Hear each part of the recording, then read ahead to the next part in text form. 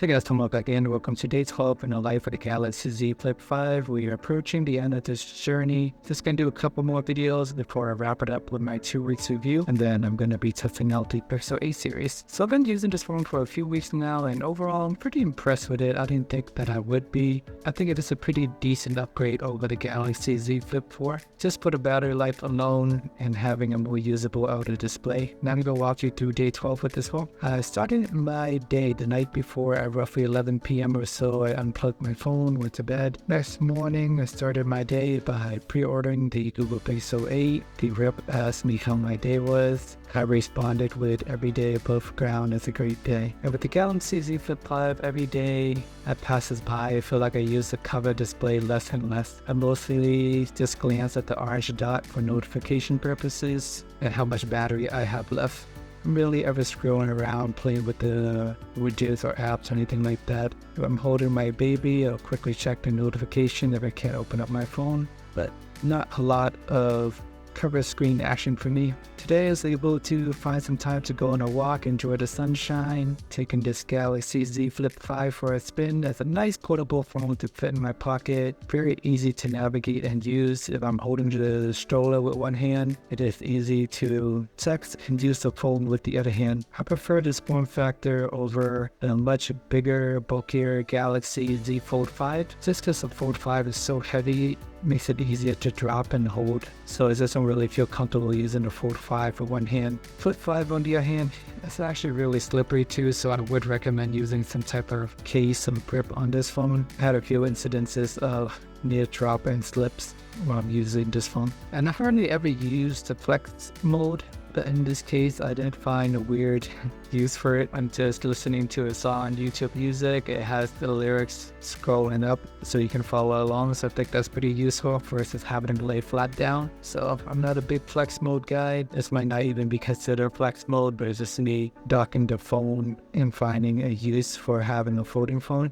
And by 4 p.m. or so, my phone is at 1%. So just looking through the battery life, I got close to 17 hours of battery life, which is pretty solid given that I unplugged the phone the night before. I spent about an hour and a half on Chrome, just browsing the web, reading news, Pokemon trading card game for an hour, got some YouTube music and YouTube videos.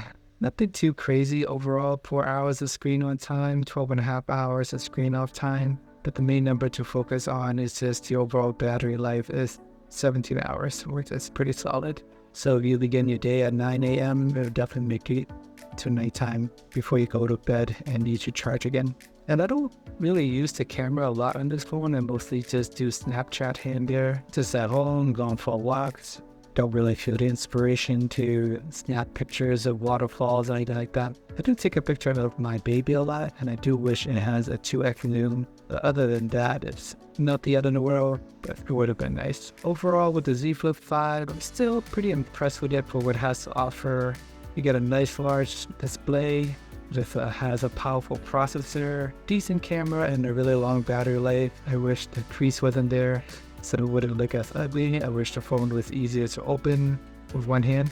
Maybe have some flicking mechanism or some button that you can press to open it. I think that would make life a lot easier. But overall, I would still recommend the Galaxy Z Flip 5 if you don't mind having to open it every time. And also one in the comments suggested I can just leave the phone in my pocket and not fold it up every time I put it away. I guess in theory that will work, but I just subconsciously in the back of my mind, I feel like the phone is a little fragile and vulnerable when it is left in an unfolded state. So if I just put it in my pocket like that, maybe if I sit weird or if I bend over, I'm scared of it bending the wrong way and cracking backwards.